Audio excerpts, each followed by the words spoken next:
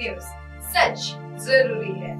नमस्कार दर्शकों, ये है एमएनएस न्यूज नेटवर्क और आप देख रहे हैं एमएनएस न्यूज टीवी। मैं हूं आपके साथ प्राची। तो आइए देखते हैं नागपुर से आई हुई खबर। और खबर है अजनी से, जहां पर पुलिस थाना क्षेत्र में अविनाश ग्राउंड के पास स्थित रेलवे क्वार्टर में कुलदीप चौहान नामक युवक की हत्या कर दी गई।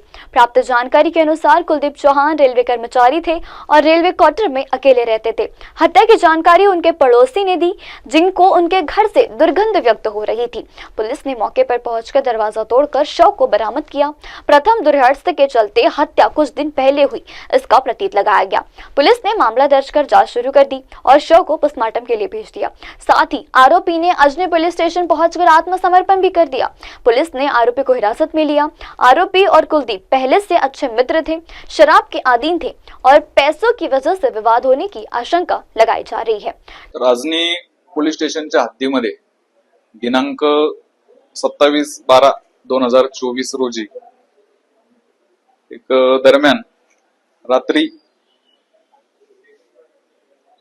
12:30च्या दरम्यान एक मृतक नामे कुलदीप राजेंद्र सिंग चौहान याला आरोपी नामे रिचेश दीपक शिकलवार याने डोक्यामध्ये दगड घालून जीवानीशी ठार मारलेला आहे। यामध्ये जो आरोपी आहे रिचेश दीपक शिकलवार हा रेकॉर्ड वरील आहे। आरोपी आणि मयत हे दोन्ही हुडकेश्वर पोलीस स्टेशनच्या हद्दीत राहणारे आहेत। आरोपी हा 1-2 महिन्यापूर्वी जेलमधून सुटून आलेला आहे। तो रेकॉर्ड वरील आहे। त्याच्यावर अद्यापपर्यंत अजनी पोलीस स्टेशनचा धरून 3 गुन्हे दाखल आहेत।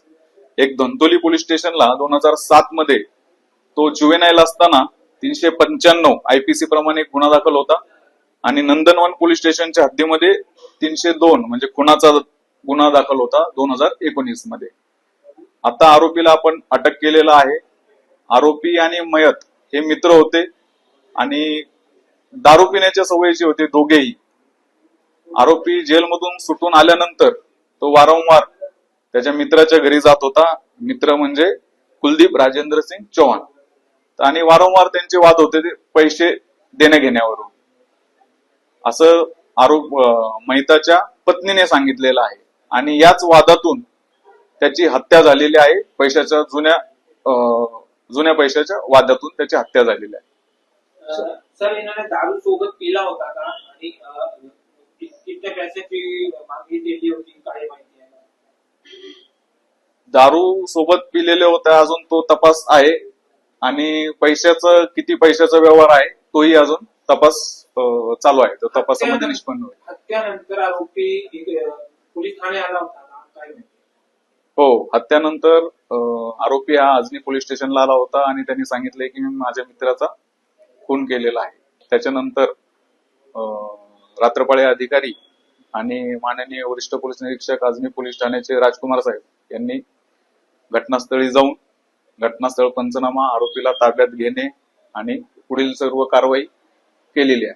सर, हे जे मयत आहे त्याचा सुद्धा रेकॉर्ड आहे का काय माहिती? काय काम करतात मयत जे आहेत